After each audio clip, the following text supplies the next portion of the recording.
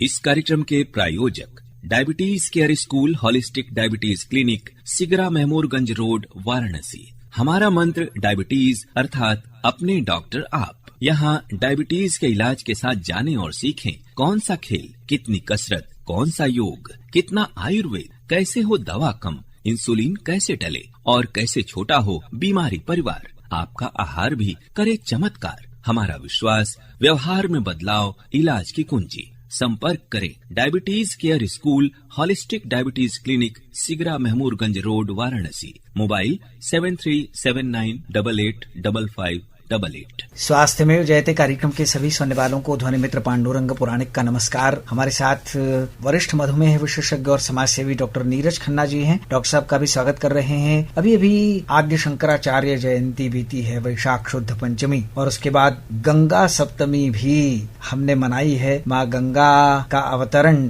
भारतवासियों के लिए, पृथ्वी वासियों के लिए बहुत ही विशेष रहा है, और गंगा तो हमारे भारत की सांस्कृतिक पहचान है। तो माँ गंगा का भी स्मरण करते हैं, उनको भी प्रणाम करते हैं। और डॉक्टर साहब आपका भी अभिनंदन और स्वागत। बहुत बहुत सादर प्रणाम हमारे प्यारे श्रोताओं को। और आपने अभी शंकराचार्य जयंती की बात करी, तो काशी के तट पे ही जब गंगा स्नान करके वो बाबा विश्वनाथ को जल चढ़ाने आ रहे थे, तो वहाँ ही किसी स्वच्छता सेवक के माध्यम से उनको ज्ञान की प्राप्ति हुई। ये बात तो ठीक है, लेकिन रहस्य ये है कि जब उन्होंने शंकर जी का दर्शन प्राप्त किया, शंकराचार्य जी ने साक्षात, तो शंकर जी ने शंकराचार्य जी को क्या कहा, यह बात मायने रखती है। बिल्कुल। और हमारे श्रोताओं को ये जानना चाहिए कि भगवान शंकर ने शंकराचार्य जी को एक उद्देश्य दिया जीवन का, और कहा कि इस दुनिया में लोग बहुत ज्यादा परेशानियों से पीड़ित हैं,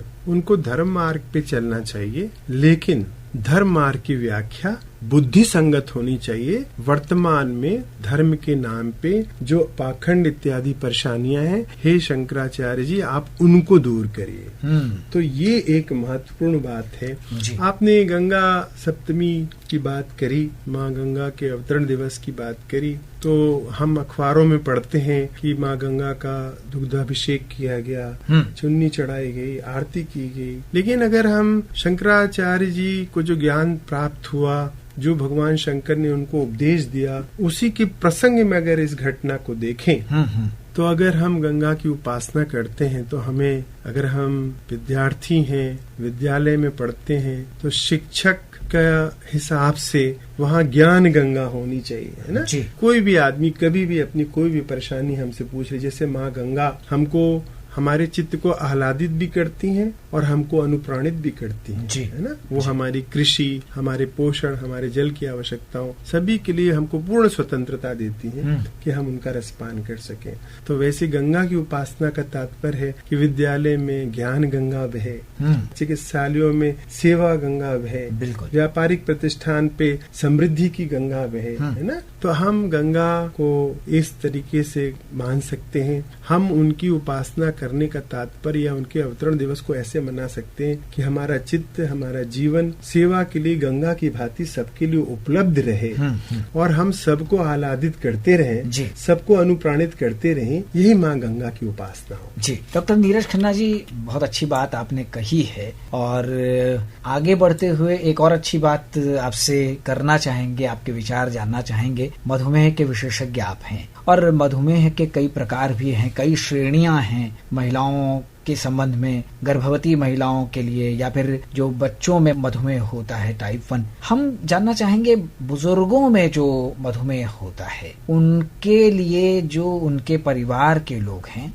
क्या क्या विशेष रूप से देखभाल करते समय चिंता करनी चाहिए, सावधानी रखनी चाहिए? देखिए, मधुमेह के जो ज्यादातर रोगी हैं वो 60 वर्ष के बाद की अवस्था वाले ही रोगी ज्यादा है ना। 40 से 60 के बीच में इसकी जो होने की संभावना है वो ज्यादा रहती है।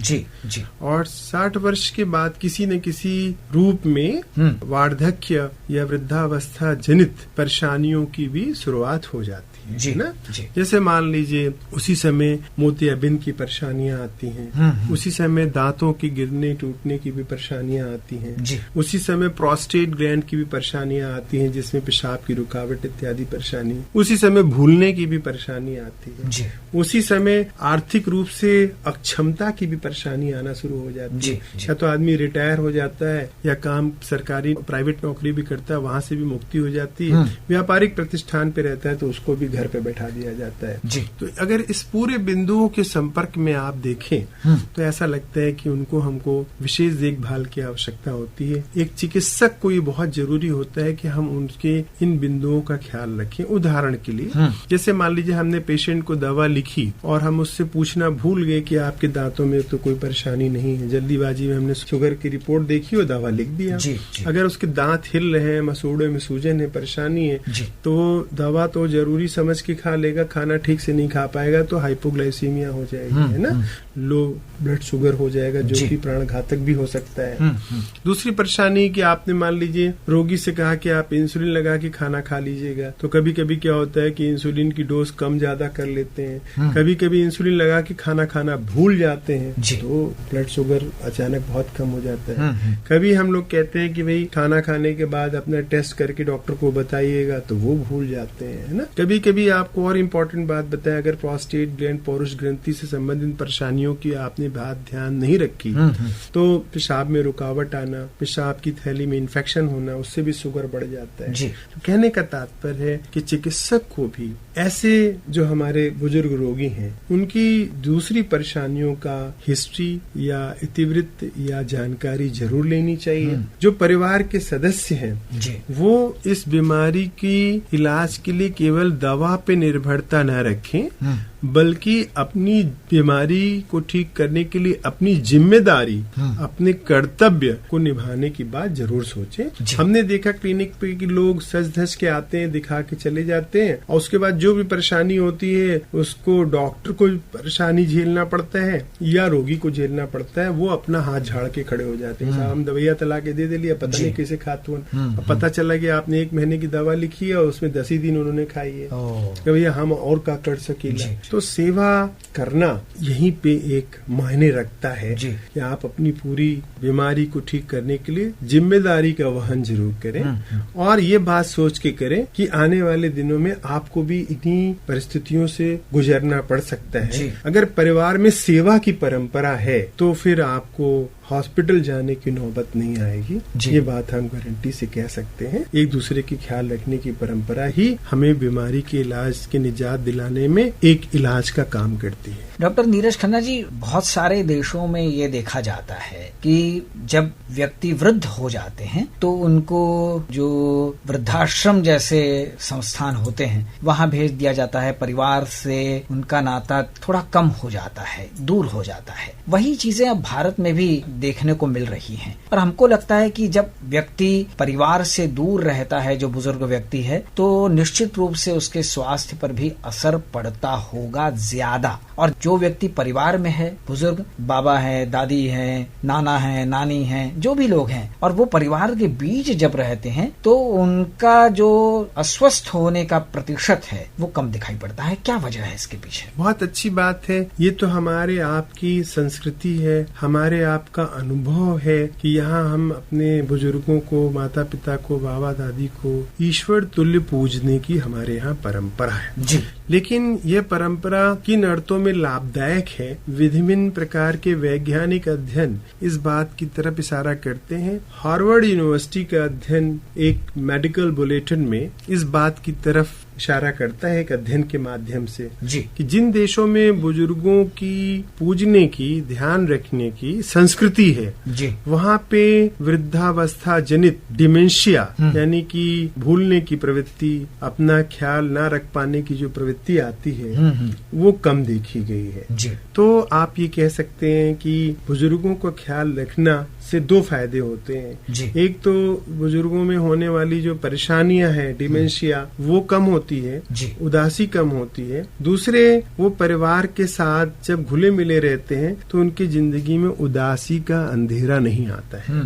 ये बात बहुत महत्वपूर्ण देखी गई है। जी। अध्ययन ये इस तरफ भी इशारा करते हैं कि अगर हम लोग एक स्लो लाइफ जिए, एक धीमी जिंदगी जिए, जैसे उनके साथ बैठ के ताश खेलें, लूडो खेलें, शतरंज खेलें, पहेलियां बुझाएं, कहानी सुने, क्रॉस पहेलियां बुझाने वाला गेम खेलें, क्रॉसवर्ड, तो ऐसा देखा जाता है कि उनकी याददाश्त बनी रहती है। वो काम करनाओं की योजनाओं में सक्षम होते हैं, घर के काम काज ज्यादा अच्छे से कर लेते हैं, अपना चश्मा, घड़ी, मोबाइल इधर उधर नहीं भूलते हैं, पैसा दे के वापस पैसा लेना नहीं भूलते हैं। ये बातें देखी जाती हैं। तो कुल मिला के हम ये कहना चाहते हैं कि परिवार में बुजुर्गों के साथ रहना, उनके साथ खेलना, ये उनकी जिंदगी के लिए भी और आपकी अपनी जिंदगी के लिए भी बहुत लाभदायक है। आप देख तो रहे हैं कि सब कुछ होते हुए भी आजकल लोगों की जिंदगी में बहुत उदासी, बहुत दुख है। शायद कुछ वजह और हो सकती है। डॉक्टर साहब, उदासी की बात आपने की, तो उसका परिणाम कभी कभी आपको भी लगता होगा और निश्चित रूप से यहाँ के लोग भी,